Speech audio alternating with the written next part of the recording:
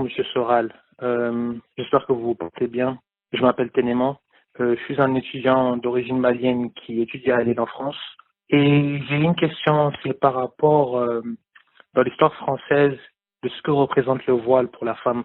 On voit souvent de nos jours ce débat par rapport au port de voile islamique, mais je voulais savoir par rapport à la tradition française, qu'est-ce que le voile dans la tradition française? Est-ce qu'il était considéré comme un vêtement historique pour les femmes ou n'était-il pas vraiment considéré comme un vêtement traditionnel pour les femmes? Merci à vous. Bonne journée. Oui, alors on voit bien là qu'il y a deux questions qui s'imbriquent. Il y a une question, je dirais, presque de théologie, puisque là, on est quand même sur le statut de la femme dans la religion monothéiste. Hein, et puis, il y a une religion politique qui a beaucoup à voir avec le choc de civilisation. Et là, la réponse, elle est politique. Alors déjà, quand on parle de le voile et la tradition française, eh ben la réponse, je vais la donner assez simple. Le voile sur la tête, oui, ça s'appelle un fichu, ne pas sortir tête nue, ne pas sortir en cheveux.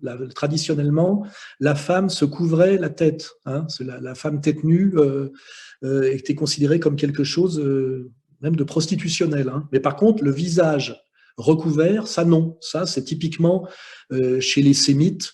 Et sans doute, ça correspond à une autre approche du désir de la femme. Nous, visiblement, n'avons pas besoin de cacher le visage de la femme, notamment sa bouche, par exemple, puisqu'on a encore droit au regard, je crois, pour se comporter respectueusement avec elle. Alors là, ça pourrait poser la question, c'est pourquoi, en terre d'islam, alors c'est peut-être lié à des questions pubertaires, à des questions hormonales, il faut absolument cacher la femme pour qu'elle soit respectée. Hein. Ça, c'est là qu'on prendrait on serait un petit peu taquin hein, avec les gens de ce monde-là.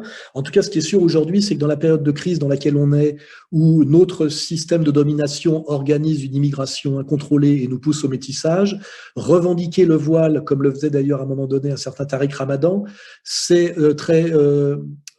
très mauvais politiquement. Il vaut mieux aujourd'hui comprendre, quand on est un étranger et qu'on bénéficie en fait de ce qu'est la France, notamment quand on vient du Mali, pour s'élever intellectuellement, universitairement et sans doute socialement. L'intelligence, même si on est musulman, c'est d'en rabattre un peu sur les signes culturels qui démontreraient à des Français en colère qu'on ne respecte pas beaucoup leur tradition et leur civilisation.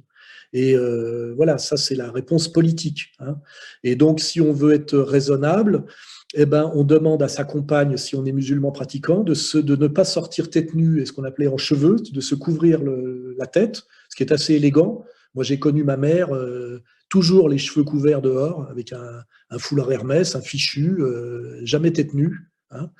Mais en revanche, qu'on ne cache pas le visage, parce que c'est pas conforme à nos traditions, à notre vision de la femme, à notre respect de la femme, et c'est considéré aujourd'hui, d'autant plus avec les manipulations de ce qu'on appelle les sionistes, hein, ce qu'on appelle le choc et le conflit de civilisation, c'est considéré comme une agression et une provocation. Donc là, je vous incite à être à la fois un bon musulman, mais un musulman intelligent qui sait qu'il n'est pas en terre d'islam, mais en terre de France résiduellement catholique, et que c'est à lui comme on dit chez les Romains, fait comme les Romains, hein, c'est à lui de comprendre le contexte et la limite à ne pas dépasser. Sinon, il fait le jeu de l'ennemi. Et moi, j'ai fait beaucoup pour essayer d'empêcher que ça s'implante en France le choc de civilisation, parce que je sais qui est derrière et à qui ça profite en dernier lieu, mais je demande aussi que, par ailleurs, on ait l'intelligence de m'aider aussi, de m'aider à aidez-moi à vous aider, entre guillemets. Voilà. Donc, le voile sur la tête, oui. Le voile qui cache le visage, non. Voilà.